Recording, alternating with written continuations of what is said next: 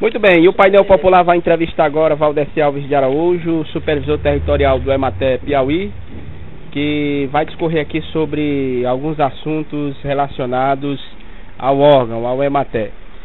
A princípio, Dedé, em relação ao custeio agrícola, que novidade você tem para passar aqui para o ouvinte do painel? Boa tarde. Estamos aproximando ao inverno, esse período de preparo do solo, então a gente já estamos encaminhando ao banco alguns pedidos de custeio.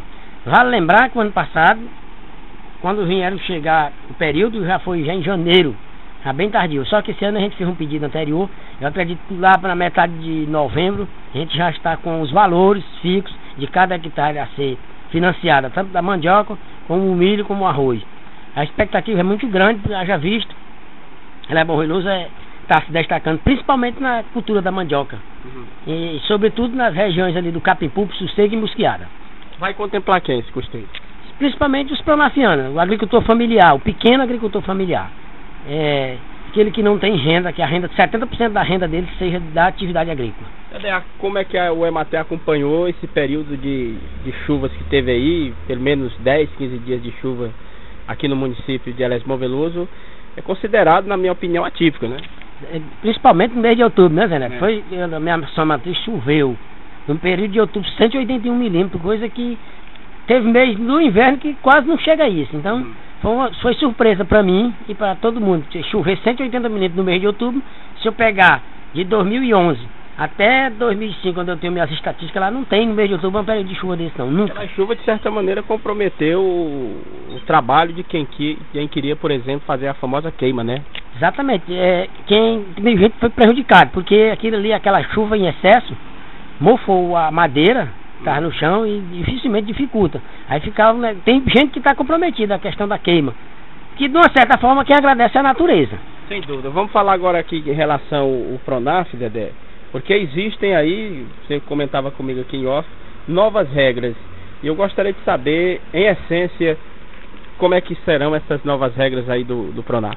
Seneta, a principal mudança em relação ao custeio agrícola esse ano é porque o aposentado rural ou pensionista, ele não poderá mais contrair o Pronaf. Por quê? Lá na declaração anterior, a que a gente fazia o ano passado, a gente colocava a renda não rural, que é o aposento, da 540 vezes 12, a gente botava em termos de 6 mil e o sistema não adotava ele. Então ele zerava no fim. Hoje não, se eu botar ele como renda, a renda não rural, eu pegar uma declaração de uma pessoa aposentada e botar no sistema lá, ele apura esse valor e vai influir no resultado lá em cima. O que é que acontece? O INSS, na hora de fazer a vasculha no sistema, encontrar o aposentado com a declaração válida, ele pode muito bem suspender. Então é aquele negócio, o cara aposentou, não procure o Ematé para fazer custeio, porque a gente pode fazer, mas a gente explica, pode lhe prejudicar, porque se o INSS fizer uma varredura no sistema e encontrar uma declaração sua válida, com certeza o aposentado vai suspender. Vocês já se depararam com a incompreensão de algumas pessoas, de alguns aposentados, né, no ato de fazer aí o chamado empréstimo via Pronaf? Inúmeras queixas, né? Só que a gente chama os familiares, que às vezes o agricultor, principalmente o agricultor aquele mais antigo, o estudo dele é muito pequeno para compreender as coisas. A gente manda chamar uma pessoa da família que estude, que sabe o que é as coisas, a gente manda chamar para explicar a situação. Porque só aí um familiar, entendendo da situação, repassa para ele. Porque para o agricultor é difícil. Pelo que eu entendi, o aposentado está então impedido de contrair empréstimo via Pronaf. Certeza, a gente não contrata nenhum empréstimo, já foi isso tratado lá com o banco, tive com o gerente essa semana, já para ele de lá ele explicar ao agricultor. Quando o agricultor chegou lá para renovar o empréstimo, examinar ele se ele já é aposentado rural. Se ele for aposentado rural, ele não renove mais o empréstimo dele. Dedé, você na condição aqui de supervisor territorial do Ematé Piauí, por que não dizer o Ematé na cúpula total aqui em Elesmão Veloso, como é que tem acompanhado a aplicação dos recursos do Pronaf? A aplicação dos recursos, a gente sempre faz essas reuniões. Na questão dos custeios, eu pouco me preocupo com custeio, porque geralmente quem está lá no Ematé, a gente sabe, tem uns técnicos lá, a gente sabe quem são as pessoas que plantam. Então a gente elimina, mas cada ano que passa a gente vai fazendo a varredura, vai diminuindo, tirando aquelas pessoas que não são da roça, que não trabalham na roça, e vai deixando sempre queixa. No cabo, rapaz, mas... Tem caso de gente que não é da roça e quer pegar, né? Só o que tem. Gente que não planta, que não vai para lugar nenhum e quer estar construindo, e pegar o dinheiro e desviando. Então isso aí a gente tá todo ano. Eu compro dinheiro para comprar uma moto. Tipo... Dinheiro para comprar moto, dinheiro para pagar um débito, uma fazer coisa. Reforma na casa. Fazer uma reforma na casa. Então a gente tá atento a isso aí. Todo ano a gente compra briga. Eu digo, sempre bote para mim, porque a gente sabe quem é da roça e quem não é. Quando persiste a dúvida, a gente manda chamar o dono da terra, manda saber se realmente essa pessoa planta lá, se ele assina um documento dizendo que essa pessoa planta, porque aí qualquer responsabilidade tira do nosso corpo. Já enfrentou aí, nesse período em que você está como supervisor, situações realmente constrangedoras, né? Rapaz, a gente já passou situação de calamidade. O agricultor, aquele que não planta, que ele não cria, é o mais incompreensível. Porque quando ele foi beneficiário, era aquele mutirão, aquela multidão, não dava para fazer uma peneira. A peneira está sendo feita agora, depois que a gente fez, elaborou os planos, a gente sabe, tem base mais ou menos. Quando a gente manda chamar o dono da terra, aí o agricultor que não planta, ele já nem aparece mais, porque ele sabe que está mentindo. Meu caro Dedé, muito recentemente, no Brasil inteiro teve a questão da greve dos bancos. E eu gostaria de saber de que maneira essa greve aqui em Elesbão Veloso refletiu, até de forma negativa, creio, para o EMATER, para as pessoas que recorreram à linha de crédito. Como é que foi? Qual o saldo que teve essa greve do banco? Essa greve do banco, na minha visão, foi prejudicial na questão, principalmente do custeio. Vou dizer por quê. Passou aí 21 dias, um mês praticamente de greve. Esse mês que nós perdemos aí era para a gente estar em andamento com os custeios.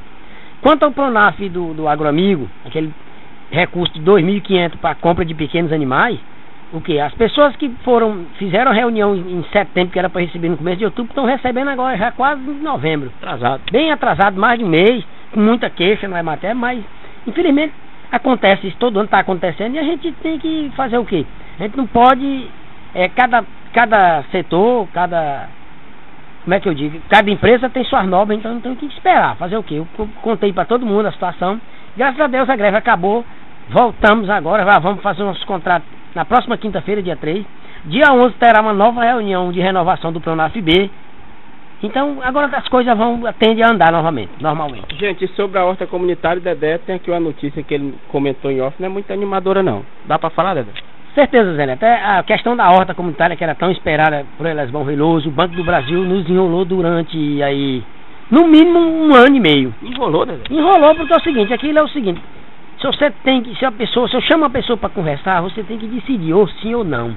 Não é botar a gente para ficar... Eu elaborei aquelas planilhas fiz reunião com o pessoal da associação, nós fomos para Teresina. Perdeu tempo. Perdeu muito tempo. Eu passei 2 dias em Teresina elaborando planilha dessa coisa. E nunca ninguém lá no Banco do Brasil, na superintendência, disse alguma coisa para a gente que não dava certo ou coisa e tal. Então a gente fazendo, mandando relatório, todo tempo trabalhando em cima.